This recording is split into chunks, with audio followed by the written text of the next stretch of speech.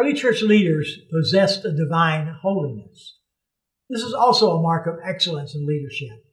The story of Ananias and Sapphira in Acts 5, 1 through 5, provides a clear indication of godliness within the early church.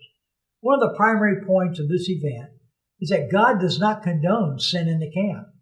The full implications of this passage in Acts are uncertain. Remember, there were no congregations of various denominations in Jerusalem during that time.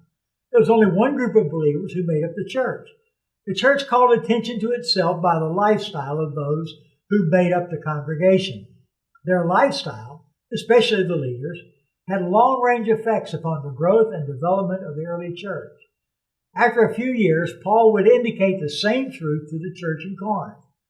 Open deceitfulness and lying, discovered by a pagan community, would hamper the cause of Christ.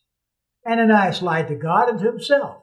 He lied to those whom he had committed to be with, to work alongside of, and to serve with. He made a public commitment to God, the church, and to the community. Now his lifestyle threatened to destroy all that the church had proclaimed. The story of Ananias and Sapphira is typical of many church leaders today. There are a large number of church leaders who love the Lord a little bit. The problem is they love the world and the things of the world more than they love Christ. The church must maintain the highest level of ethics, honesty, and conduct. Standards must never be compromised in order to increase membership. Worker guidelines and expectations must never be lowered in order to attract more leaders. How many times has he said, or have we said, "But preacher, we might drive them away"? Christ's love must be at the heart of all that we do. However, let's be certain we must maintain the integrity before the community.